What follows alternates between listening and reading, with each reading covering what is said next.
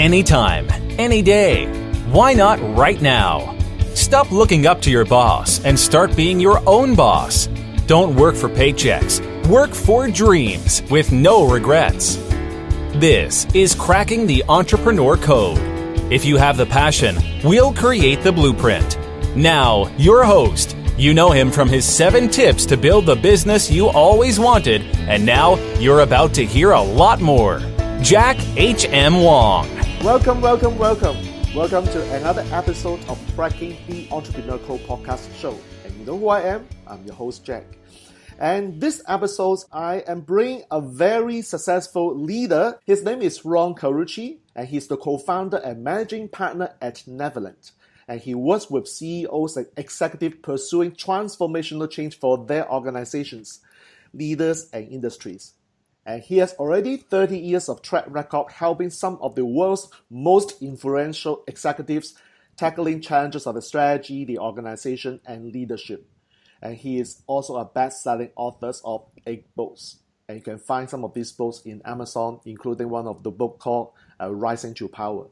How are you today, Ron? Hey, Jack. How are you? Thanks for having me. It's great to be with you. Yes. So always before I start, I was amazed by the fact that when I invite guests to come on board, I was always thinking why these people show up in my life, why they become my guest. When I look at your profile, I was like another epiphany of, oh my God, and say he's such a so successful entrepreneur leader. And a lot of people actually do not dare to talk about leadership because leadership is something very abstract. I mean, at least as I shared with you during the pre-interview conversation, the word leadership was heavily discussed in my group recently.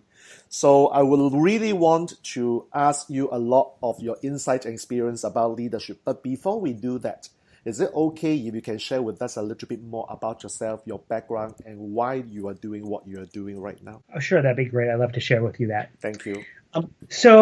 My colleagues and I at Navalent, we get the privilege of spending every day of our work waking up, making the world better. We get to work with leaders and organizations and wonderful organizations and companies of all sizes, small startups to mid-size to large global companies. Leaders who are trying to reach some new aspiration, reach some new goal. And we get to join them on those very often difficult journeys, but also very exciting journeys, transformation, and to be able to accompany a leader when they have a vision, a dream for something better for their organizations, a different future, especially for the entrepreneurs who are just beginning their journey, who are just trying to figure out how they go from startup to grow up and determine the future of this thing they've created. It's very inspiring, and we're very privileged to do it. It's not like easy task because many times when my teacher says that you've got to be a leader, it's such an abstract word. And what do you mean by a leader? I was always pondering. So, Ron, if I were to ask you for a definition of leadership, how would you describe leadership to people who want to know more? Well, at its most fundamental level, leadership is how people follow you. I mean, there's so many definitions of leadership that are just uninspiring and sickening. But the reality is, leadership is hard. It's how do you bring out the best in other people? How do you rally people around an important aspiration and help shepherd them toward it? I think one definition of leadership that I love is that it's the ability to disappoint people at a rate they can absorb. Because if you're leading well, it means you're having to say no. You're making hard choices. You're making trade-offs that make some people frustrated. You're creating change. You're disrupting. It doesn't mean you have to be a jerk about it. I mean, you should be kind and gracious, but the reality is, if you're going to lead, you're going to suffer because it's a very difficult and painful calling, and it's not for everybody. Too many people think leadership is about being in charge, or being a boss, or being visionary, or influencing other people, and they have all these generic, thin theories about it until you have to do it. And once you have to do it, you realize it's none of that. It's messy, it's difficult, it's unpredictable. There's no formula. Anybody that tells you they have the 5 secrets of the 6 habits or the 4 ways or the 21 laws leadership is not like making a souffle. Here's the recipe. It's difficult, but you can pull it off if you work hard. It's not that, right? There's no formula, there's no recipe. Every day it's different. And if you don't know who you are, if you don't understand who you are and who you are to other people and who you want to be to those other people, you probably don't belong leading. So you have said, Ron, a couple of very interesting sentences about leadership. So I heard that leadership journey is not smooth ride. When you mentioned that you need not be a jerk, but from my perspective, I'm a bastard. As a leader, I'm a bastard. I'm really very hard on people, and people do not appreciate how hard I'm on them because I want them to be able to transform. So I can relate to that. And the next thing that you mentioned about the fact is that not everyone can be a leader. So I always question that, why on earth am I doing what I'm doing right now? So is it a selection process somewhere there? Is that the God or the universe, whoever you believe that has chosen you to be the leader? So it's always something that I'm asking myself. But Jack, I do think anybody can be a leader. I just don't think everybody should be. I think people, if you want to lead and you desire to lead, it can be learned. I don't think leaders are born. I don't believe that leadership is some magical, mystical genetic code that some get and some don't. Right. I think leadership is something you work at. It's something you learn. It's something you keep improving at. For those who are willing to take the sacrifices it requires and make them because they want to serve some greater good, because they want to make a difference, because they want to help others thrive and succeed, I think people can learn that. I think that's, we don't have enough of them. I've never worked for a company and had an executive say, gosh, we have way too many leaders here. What we continually hear is that we don't have enough leadership. We don't have enough people ready and prepared to lead. And so I would love to see more young folks and aspiring leaders step up and want to take on the mantle of leadership. Sounds good to me. It's good that leadership is a learnable skill. It's up to a person whether he or she wants to do that. So I know that from your bio, you have actually studied leadership for a very, very long time. So very often, like, sorry, mind my words, some idiots who are actually leading the organization, they make stupid mistakes. They make some nonsensical move about the company. Like, why would they do what they are doing? And why would they be willing to do such silly things and let people label them as poor leaders? I don't understand. Why would they do what they have to do, and why most people fail in leadership? Well, I think most people, especially in senior leadership, fail because they're not ready. They weren't prepared. Why do most, think about your audience of entrepreneurs, why do most startups fail? Usually it's because people weren't ready to grow them. I mean, it's very rare that a startup business fails because it was a bad idea or that there was no market for whatever the person was selling or that nobody needed it. Usually there's some seed of a good idea. There's something that connects a solution to a problem people have that they would pay for. But usually the problem is it wasn't led well. The idea wasn't cultivated well. The business wasn't scaled well. I walk into companies so often that they were started, but they never grew. Or they grew, but they were never scaled. And for entrepreneurs, the greatest difficulty in leadership are they don't know how to form identity. If I walk into a startup company or a small business and I ask them, tell me about your strategy, I get the mission statement, I get the value statement, I get the financial statement, I get the last 5 customer orders, I get maybe some sales goals, I get a bunch of things. I don't get the answer to who are you? Why would people choose you over the competitor? Why would people choose you over anybody else to do what you're doing? What is it? What value are you creating? And what are you better at than anybody else that warrants you the ability to compete in this space? Those are the questions that entrepreneurs fail to answer. They are often under the presumption that if I build it, they will come. If I create it, people will want it. And they spend so much time working in their little business, they don't step out enough to work on their business and make it scalable and make it grow and how to organize the work. So the work of leadership for someone as an entrepreneur is very practical, concrete work. And they often are not trained to do it. Yeah, because the school never equipped us with all this skill set. And like you said, when people ask you, okay, can you tell me your company's, your business vision statement and mission statement?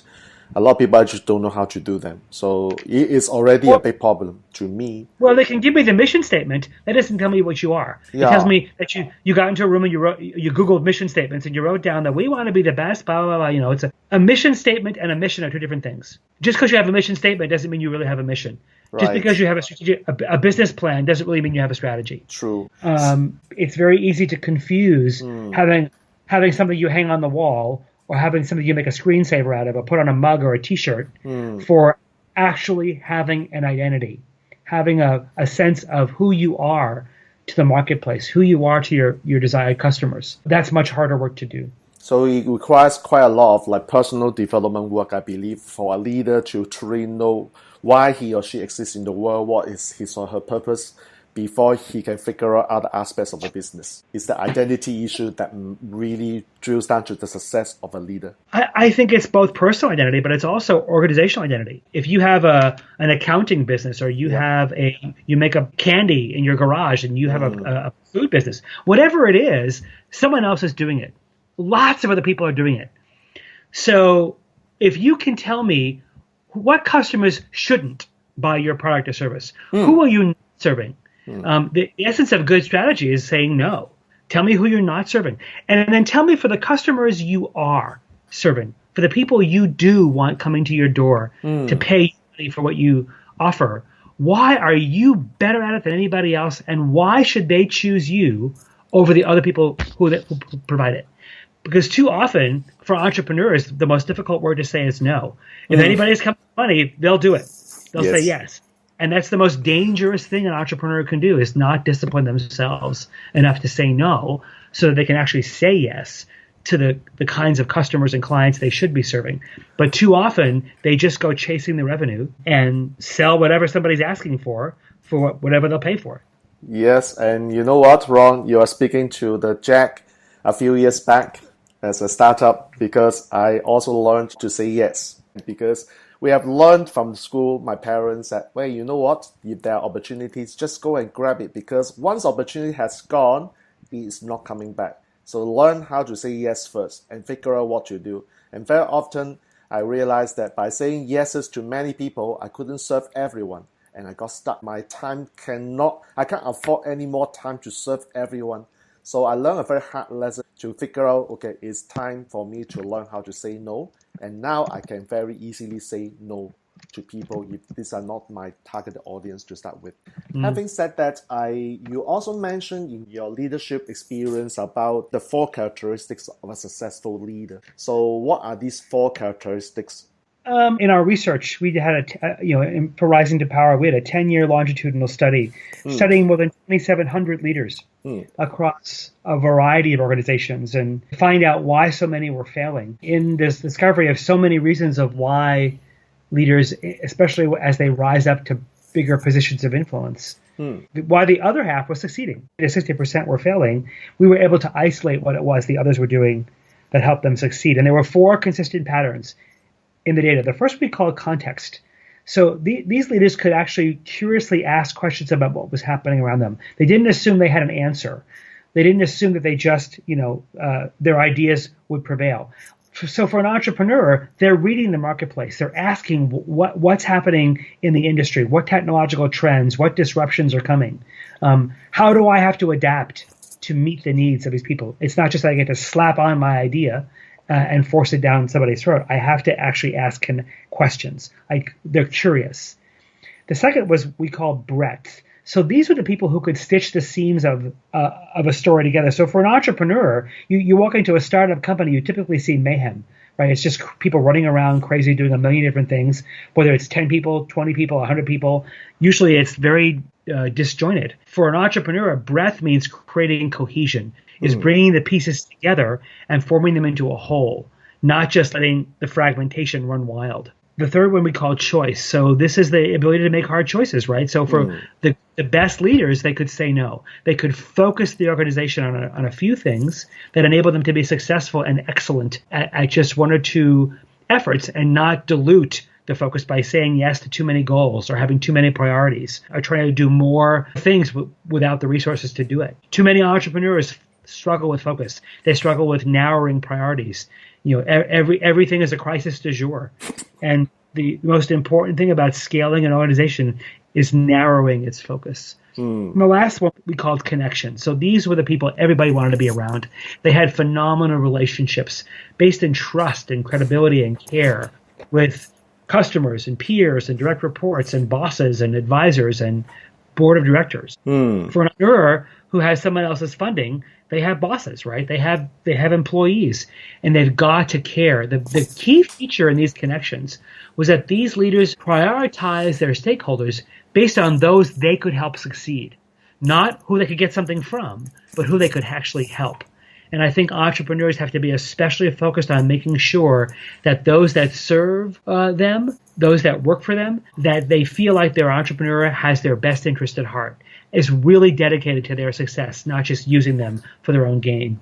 Right. Sounds very simple to listen to, but I can imagine the implementation is not as easy as what I think. It's very difficult, Jack. Yeah. Any one of those four things is difficult to do. And here was the killer part of the research. The successful leaders did all four well. And what was troubling was that if you did three of the four well, you were in the failure group. And that's why the bar is so high, right? That's why there's so many failures. The great news is all four can be learned. If you work on all four of those things, context, breadth, choice, and connection, you can learn them so that when you're starting your business or when you're growing your business or when you're taking on a very big job, you're ready for it. The problem was when people arrived into these opportunities to start a business or grow a business or lead in a larger organization, they hadn't worked on those four things. They were missing some of them, and then it's a little bit late to try and start getting them. So in such case, when they don't have the skills and yet the skills are important to the business, to themselves, how would your company support them?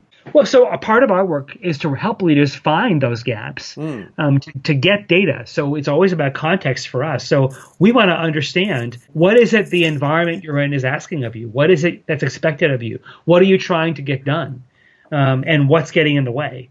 And then we do a very comprehensive diagnosis to understand what is it that's not working, that you're not seeing, so that we can prepare a plan, that we can help figure out of all the ways you could spend your time and effort and build your own leadership muscle. Where should you be focusing?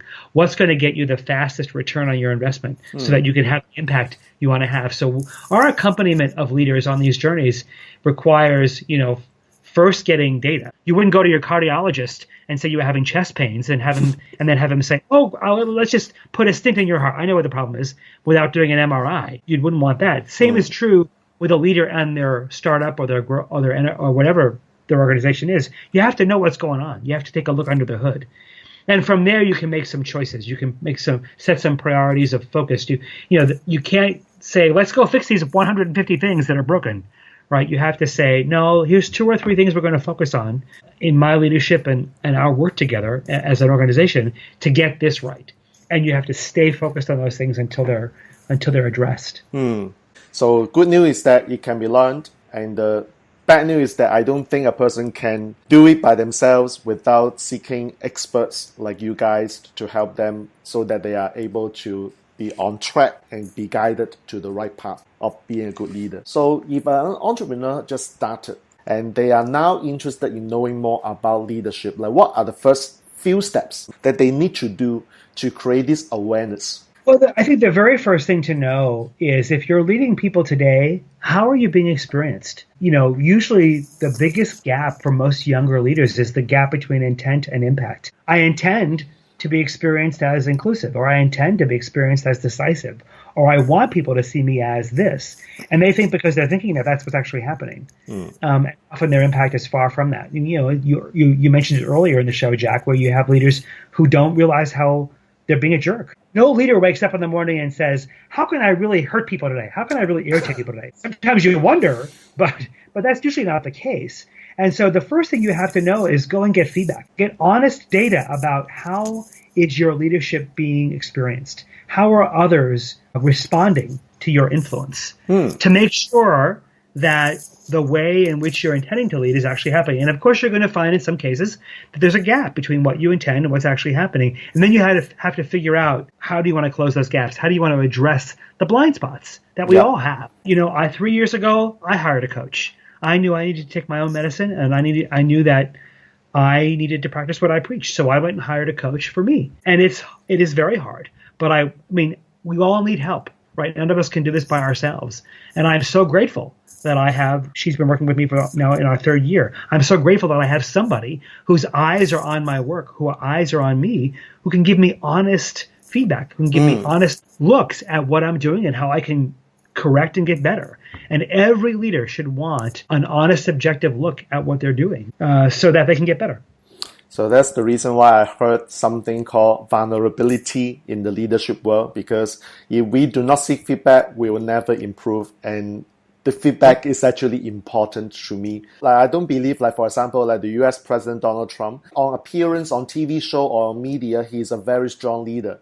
And people will make comments like, wow, Mr. Trump is so powerful person and he like to rule the world, not just the American people. He's actually abusing the power. Is he really abusing the power, or why would people see him as a very powerful person and make such remark?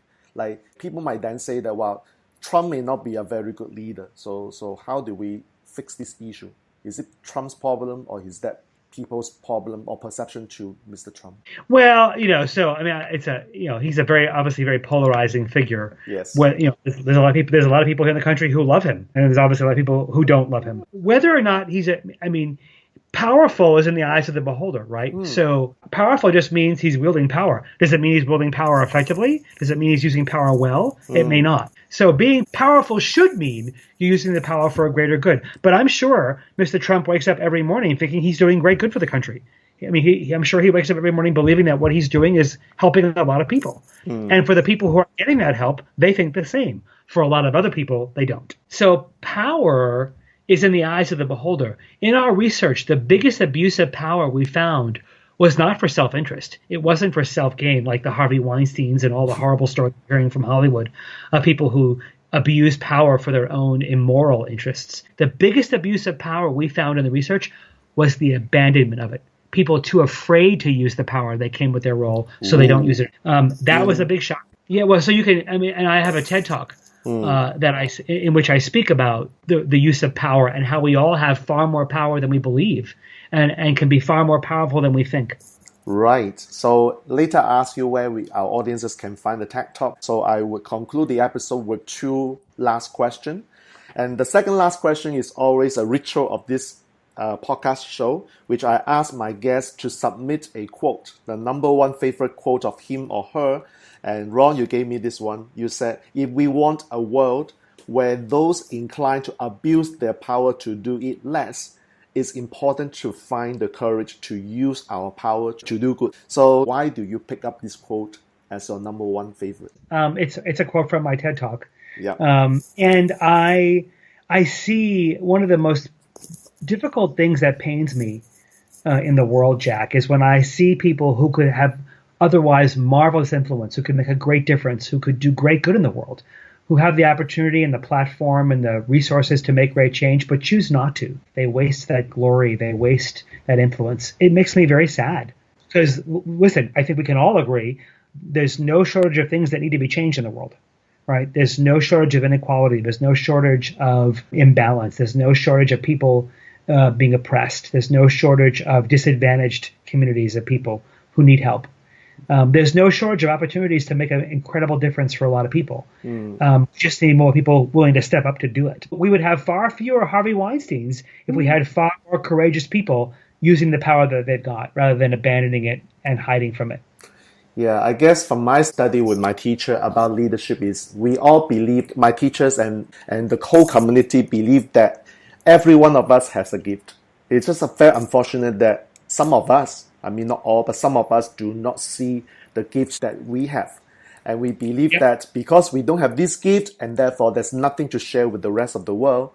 And you know what, if we can change this mindset, like realize that everyone has the important message to share and become be standing up as the leader and teach other people, share with other people this message, I mean the world obviously will be a greater place, a better place to live. So that is a belief that we have. Of course, like you said, is depending on whether a person see that, whether a person is willing to make that shift. So it takes two hands to clap, unfortunately.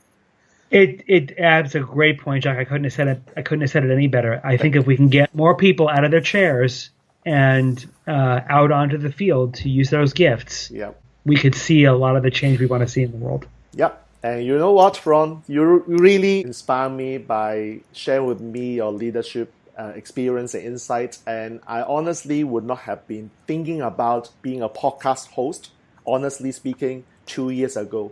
I'm one of the few podcasters in Singapore, and it is not an easy task. And the fact that I'm doing this is because I want to bring a lot of awesome guests on board like you, who has tons of experience that you can share. This message needs to be heard in our part of the world, not just in North America or Europe. Asian people need to see that, because my experience working with a lot of Asian people are kind, they're quiet, not all, but most of them, because they have been told not to speak up in class. They have been told to keep quiet when teachers talk. The students cannot talk. I mean, there's a traditional environment we live. And throughout the years of learning from the traditional education system, what happened is that, okay, good, I don't see myself good enough, so I have nothing to share. I'm just a humble slave of the corporate world. I just get my job done, get my paycheck, and live day by day. That is the end of my life. So if you ask them, do you have a message to share? They will say, what do you mean? Oh, Jack, I wish I could broadcast. And I love the Singapore people. I think that I mean, the one thing I love about Singapore is that it's such a creative and beautiful. There's so many beautiful things about your country, other parts of the Pacific Rim that aren't so fortunate, right? So I think the Singapore there's a little bit of an advantage there because you have such because of the culture you have. But I would tell all of the Asian, young, bright, aspiring, smart Asian minds to speak up, use your voice. You have a story, you have a perspective that matters, and the world needs it. The Pacific Rim really needs it. And so if you ever hear a voice in your head that says, no one wants to hear what you have to say, nobody will believe what you offer, no one values what you offer, it's a lie. Just quiet that voice. Don't listen to it. Yep. And in spite of that voice, stand up and act. Yep, I agree. My coach just taught me last week, do not believe the thought you have. I say, what are you talking about? Do not believe the thought you have, because the thought is meant to protect you. It's like, okay, sounds very interesting. I learned something new also. Okay, thank you, Ron. Really, I will ask you the final question and we'll conclude this episode. That is, how can we find out more about you, about your company? And you mentioned your TED Talk. Where can we find this TED Talk on Yeah, so come to our website, navalent.com, navalent.com. We've got a wonderful free ebook we'll give you called Leading Transformation. And so if you have change you have to lead, it's a great place to come. We have a wonderful summit you can sign up for called Leading Through Turbulence, and it's 25 wonderful interviews you can purchase for your own personal change course online. I'm on Twitter at Ron Carucci. We have a quarterly magazine called the Navalent Quarterly. We have all kinds of thoughts about working with teams and being a better leader and how you grow your organization. So come to navalent.com. If you come to navalent.com/transformation, that's where you'll find our free ebook. And I'll send you the links for my TED Talks you can put in your show notes as well. Okay, thank you so much, Ron. I appreciate your busy schedule, and yet you make yourself available for tonight, sharing with us the wonderful message on leadership. I would love to have you again sometimes in later part of the year, perhaps maybe next year again, to share with us more about leadership. Would you be okay with that? I'd love to come back, Jack. Thanks. Yes, so that concludes this episode of Cracking the Entrepreneur Code podcast show. And you know what? I'm so grateful to Ron for being here. And you know what? Next time, I'm going to bring out another successful entrepreneur who will be sharing with you his or her wisdom, intelligence, and experience about entrepreneurship to help you take your businesses to the next level. Until we next meet, Jack Wong here, your host. I'm signing off now, and bye-bye. To continue cracking the entrepreneur code, subscribe for more episodes and download the Amazon bestseller, Cracking the Entrepreneur Code, 7 Tips to Build the Business You Always Wanted at crackingentrepreneur.com. Learn more about author and host Jack H.M. Wong and book your 30-minute discovery session to overcome any professional challenge at jackhmwong.com/apply.